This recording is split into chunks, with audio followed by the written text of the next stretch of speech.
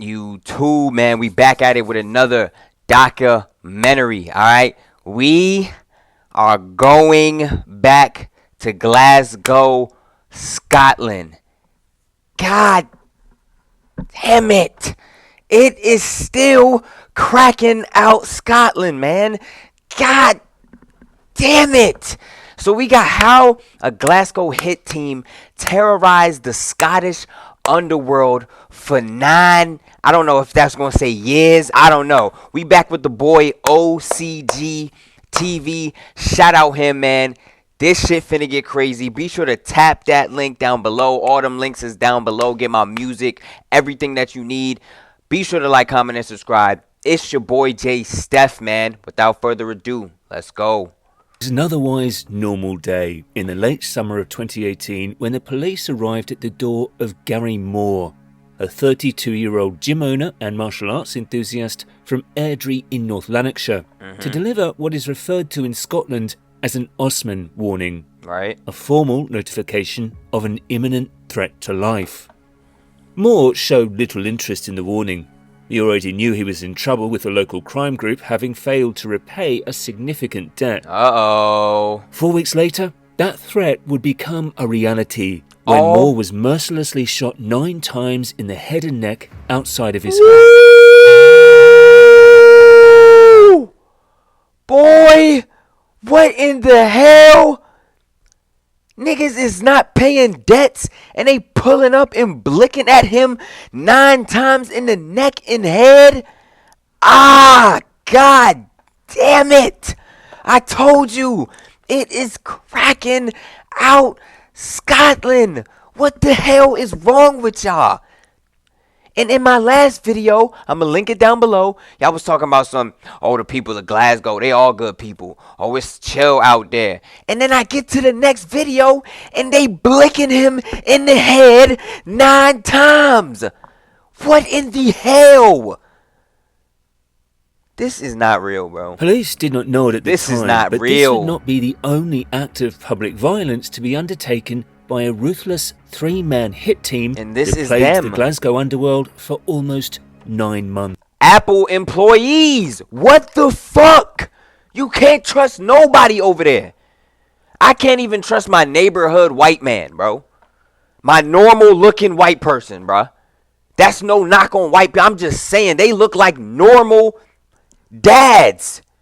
And they blicking folks. Hitmen. Boy. You were watching OCG TV. Sub up, man. Shout out OCG Just TV, imagine man. this for a second. You're juggling work, relationships, and the constant buzz of a connected world. Stress piles up, but you keep pushing through until one day you realise you're not okay. Sound familiar? You see, in our fast-paced lives, it's easy to neglect our mental health. But what if I told you there's a way to tackle these challenges head-on?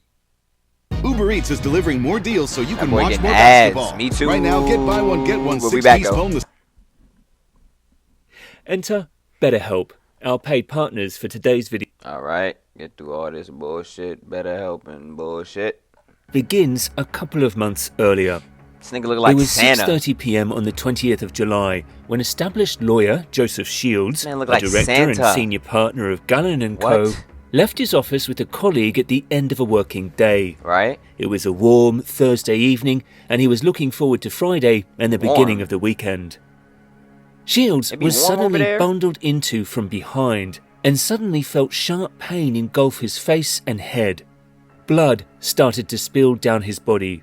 He had been slashed multiple times by a man who had been lurking in the shadows for him to depart for the evening.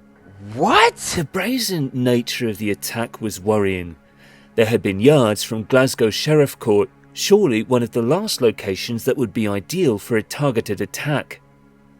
Detectives began to look for motives and noted that Shields had defended one of the members of a gang that was described at the time as the most sophisticated of its kind ever seen in Scotland. David Sell, investigated under Operation Escalade, had been jailed for almost 16 years earlier the same year. Sell had been guilty of being part of a major crime group led by brothers Barry and James Gillespie.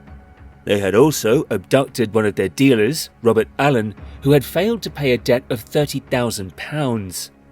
Allen was tracked to Barnsley, kidnapped, and then tortured over several days. Sell gave an... It's over. It's over. It's over. It's over. It's just over. What else do you want me to do, bro? What else do you want me to do? This is the mob. I'm telling you, this is the mob, bro. Niggas do not care. You don't pay a debt, we is finding you, taking you to an unknown location, and we gonna torture you for 5 days. They don't care. They don't care. An alibi that he was at the home of his friend David McFarlane's in Thornton Hall, Lanarkshire. Real life on the day of the penguin. kidnap. Look at this man, bro. Mr. This is McFarlane Gotham had City. A checkered past, having been evicted from the home of former Glasgow Rangers striker Shota Arveladze in 2014 for running up rental arrears of over £60,000. McFarlane was eventually jailed for perjury after Sell was convicted and given 15 years for his involvement in organised crime. Robert Allen was eventually shot in both knees and rolled down a hill naked next to a motorway in Glasgow. A significant... What in the fuck? What is going on? Niggas is getting stripped naked and blicked in their knees twice and getting rolled down the hill like Pillsbury Doughboy. What the fuck is going on? What is happening? Oh my God, it is cracking out Scotland. What in the hell? For a debt of £30,000. Those in the Glasgow underworld who carried greater debts were about to be dealt a much more significant punishment. Chapter 2. Bad Debt. On the 6th of September 2018, Gary Moore was at home on Gartness Drive in Airdrie. He was heavily involved in the mixed martial arts and Thai boxing scene in southern Scotland and worked locally at a silent fitness gym. Right. He hosted self-defense classes and had previously competed in boxing events. From the outside, Moore seemed successful. He owned an apartment in the Murcia region of Spain and had a motorhome at a holiday park in Ayrshire. But Moore had a secret, one that would prove fatal. At around 8:30 p.m, a man identified as Neil Anderson was said to have come out of a hired Berlingo van and knocked on Mr. Moore's front door. He was holding a bag of chips and was joined outside the property by Moore. Mr. Moore engaged with a dog in a passing BMW before he returned to speak to Neil Anderson.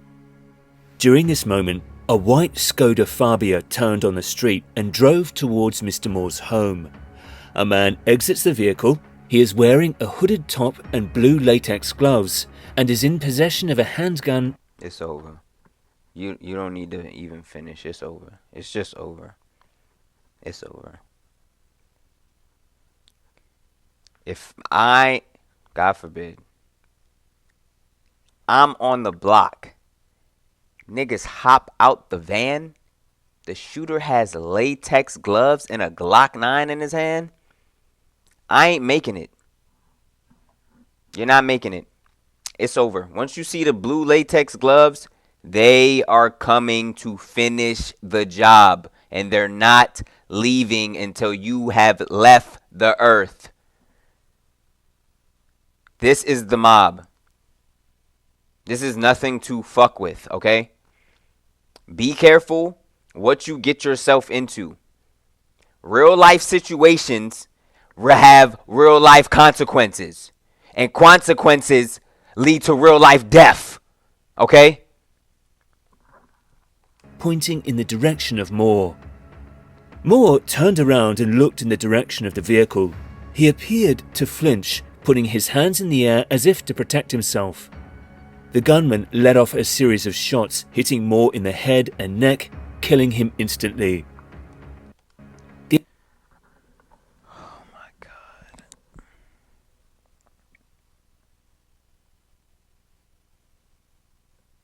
What did I say? What did I just say? What did I just say?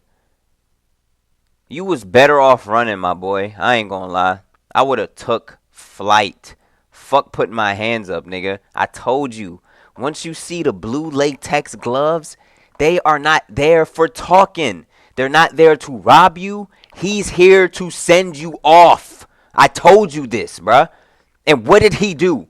Send him off. RIP to him, but he's going to have to run, bro. You have to run, bro. He's not there to play any games, bro. The attack was as ferocious as it was fast.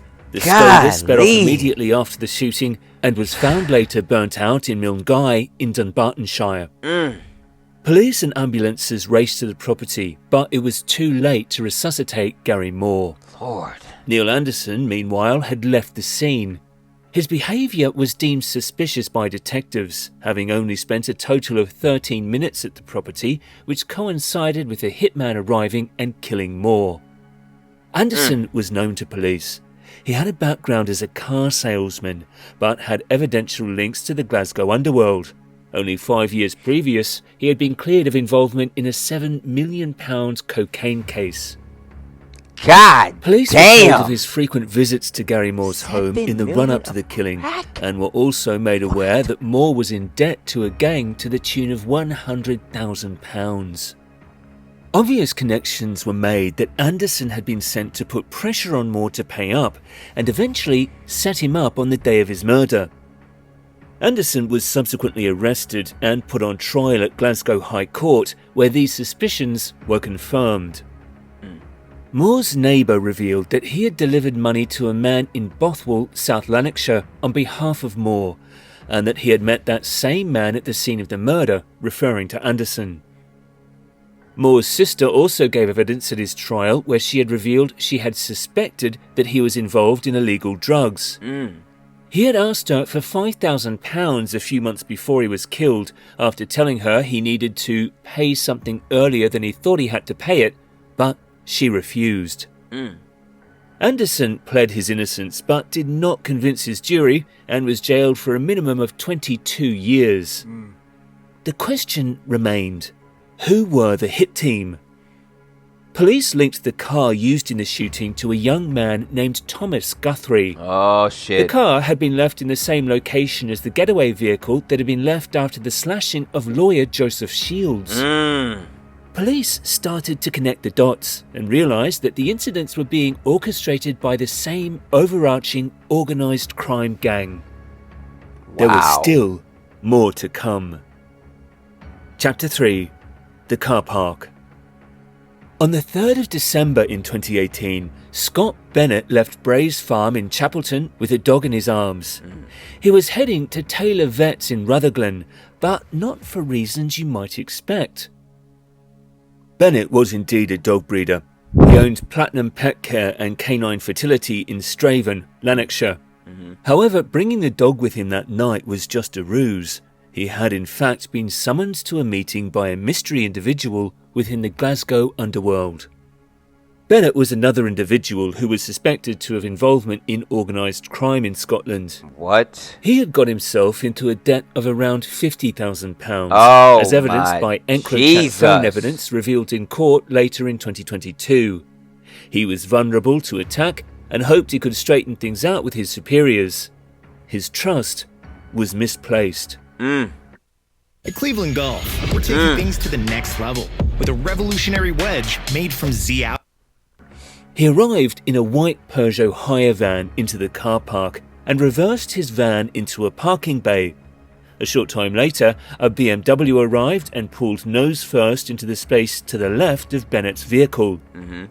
Seconds later, a figure with a bag strapped over his shoulder was seen exiting the passenger seat and raising his arm and pointing a weapon towards Bennett's van before firing a single shot into his face.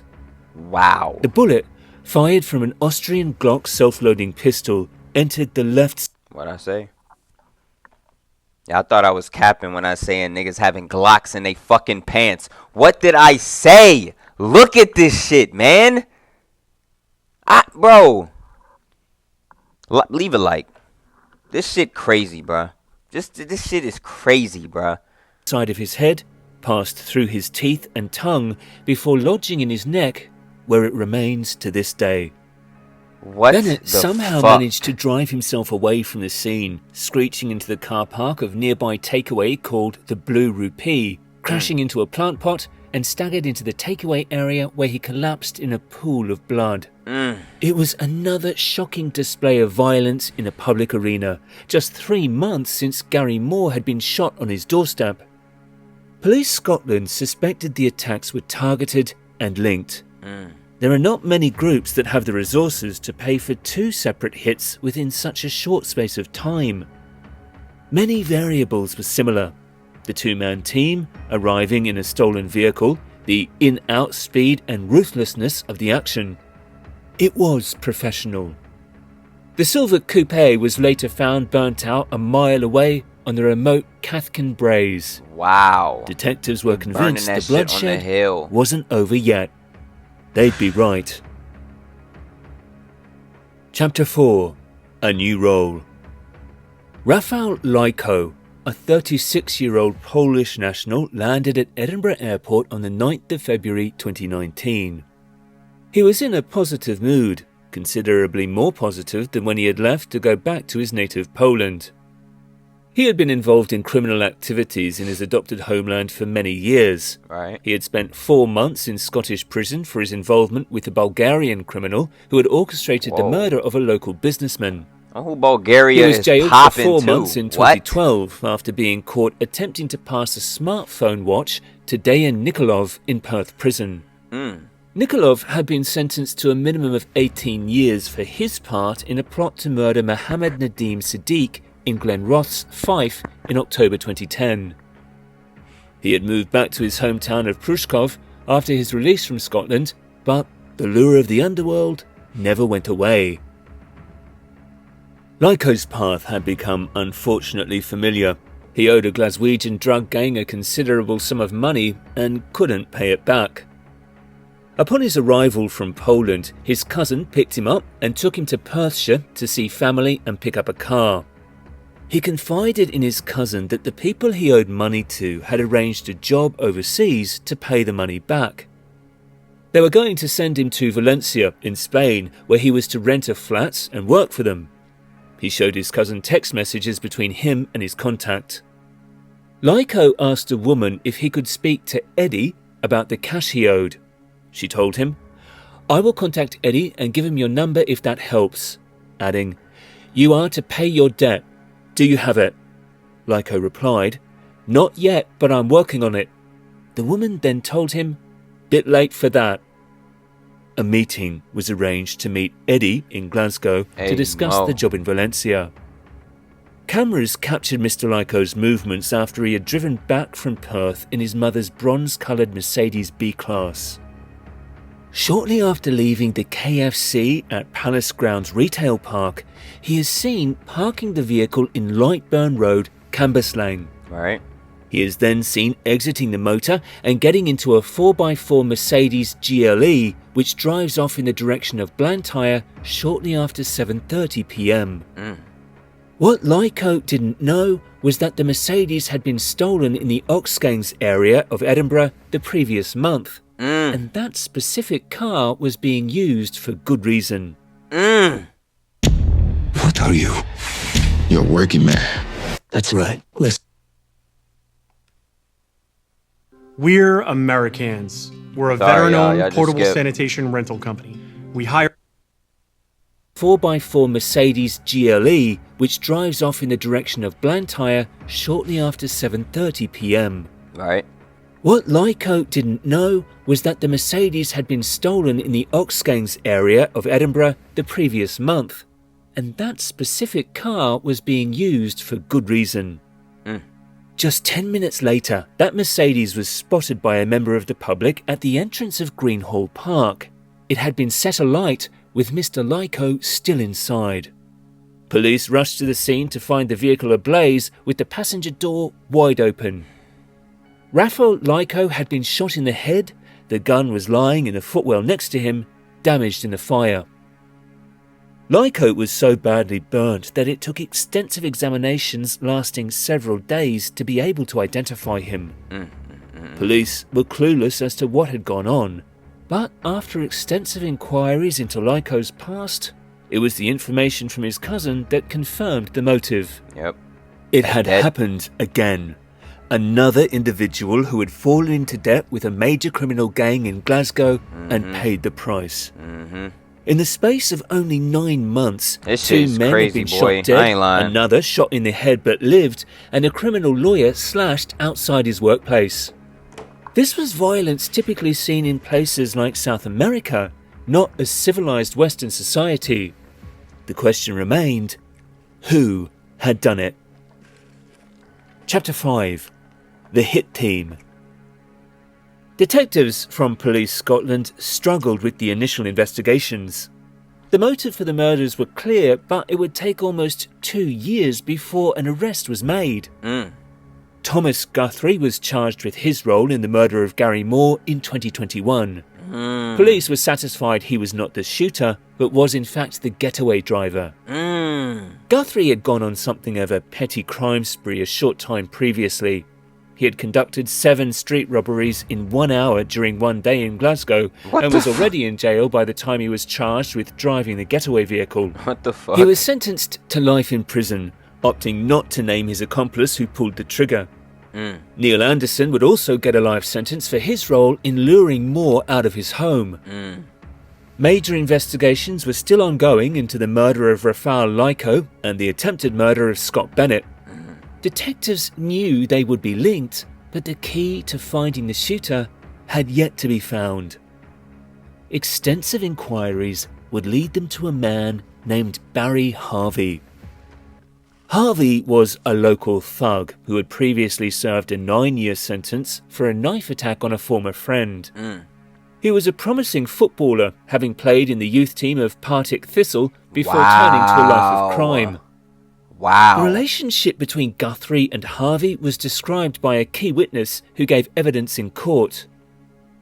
Roy Bennett claimed his former friend Guthrie feared Harvey but wanted to be like him.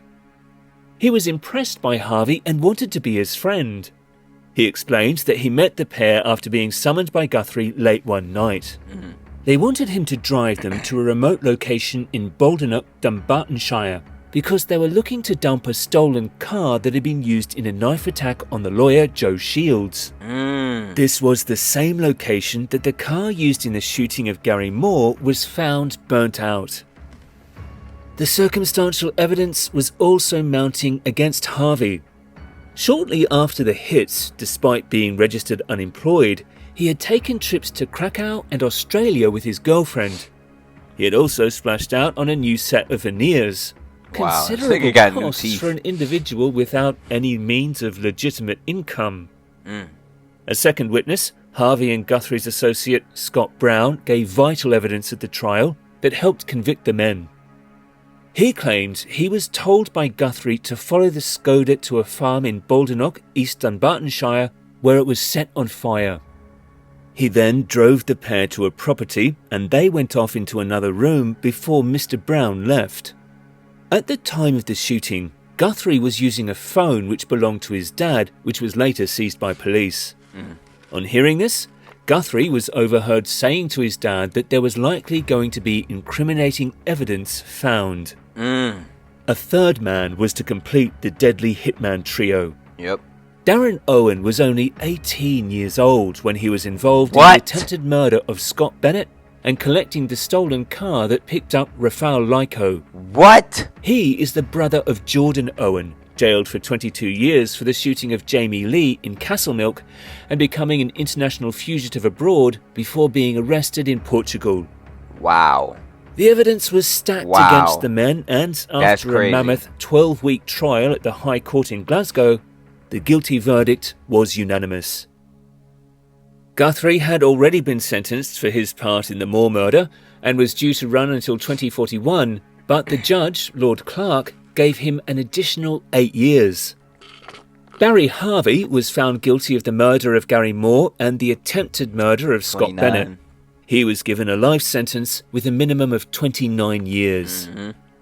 Darren Owen was found guilty of the murder of Rafal Lyko 22. and the attempted murder of Scott Bennett and sentenced to life with a minimum of 22 years. Upon sentencing, Detective Superintendent Andrew Patrick said, "Each of these serious incidents were challenging inquiries to work on individually, and our officers were meticulous in going through every detail in what was an incredibly protracted investigation. The violence involved in each of these cases, which resulted in the death of 2 men, is absolutely senseless. Although these were all targeted attacks, these individuals showed no regard for the communities and families affected. I believe these sentences show those intent on committing crime that no matter how much preparation you make, how many steps you take to frustrate an investigation, or how long it has been since the crime has been committed, that we will not give up."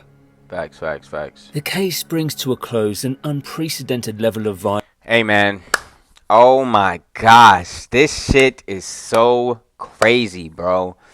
Man, be sure to drop a like for this video, bro. If y'all love sitting with me and watching these documentaries with me, man, this is my favorite part of the channel to do. I do love the music reactions, but I do love sitting here with y'all and y'all kicking it with me, and we both reacting to this crazy shit that be going on in the world, man. Be sure to like, comment, and subscribe. Be sure to tap them links down below and support your boy. Follow me on Instagram. Follow me on Twitter and shit. Until next time, it's your boy J Steph.